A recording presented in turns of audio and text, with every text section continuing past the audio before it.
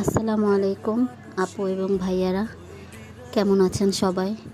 কথা দিয়েছিলাম আসবো, কিন্তু আসতে একটু লেট হয়ে গেছে, বাসায় মেহমান ছিল। যাই হোক, এই হলো আমার মুরগির একটা রেসিপি শেয়ার করলাম। আসলে আমি নতুন তো, তাই আমার ভুল ত্রুটি সহানুভূতির সাথে দেখবেন আশা করি। যাই হোক, আর আমি যে কোনো রান্নারই একটা টিপস প্রথমে দিব, সেটা হলো বাটা মশলা ইউজ করবেন। বাটা মশলা অ্যাড করলে হয় কি, ওইটার রান্নাটার অনেক স্বাদ দ্বিগুণ বেড়ে যায়। অনেকে ফ্রিজে রেখে দেয়, ফ্রিজের খাবারটা আসলে যতটা না স্বাদ করে, আপনি তাজা তাজা বেটে রান্না করবেন মশলা, দেখবেন যে ওই খাবারটা অনেক মজা লাগে, অনেক স্বাদ হয়। এই যে হয়ে গেল আমার মুরগি রান্না। আসলে আমি সব আপুদের কি ফলো করি, অনেক আপুরা অনেক ভালো রান্না করে। আসলে এগুলো হচ্ছে টোটালি নতুন আপুদের জন্য। আর আমি যেহেতু ভালোভাবে ক্লিয়ার করে দিইনি, আমি পুরোটাই নতুন, যার কারণে আমি প্রথমেই বলেছি আমার ভুল ত্রুটিগুলো সহানুভূতির সাথে দেখবেন।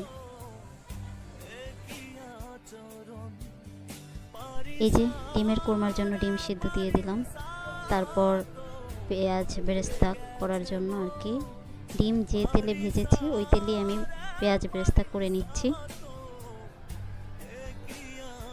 তারপরে এখানে আমি একটু পেঁয়াজ বাটা, এলাচ, দারচিনি, একটু আদা বাটা এগুলো দিয়ে কষিয়ে নিচ্ছি। আসলে আমার হাতের ডিমের কোরমাটা আমার আব্বা খুব পছন্দ করে এবং আমার শ্বশুরও পছন্দ করত।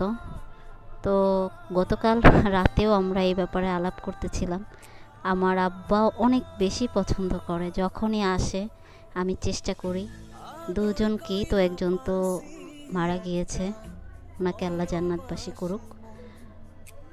তো এই তো একটু আমি পানি দিয়ে নিলাম।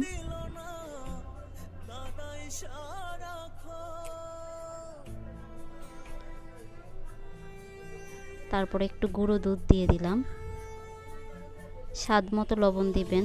যাই হোক, এগুলো সব নতুন আপুদের জন্য।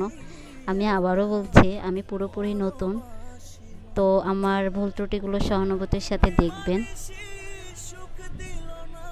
সামান্য একটু চিনি দিয়ে দিলাম, তারপরে ডিমগুলো দিয়ে দিলাম।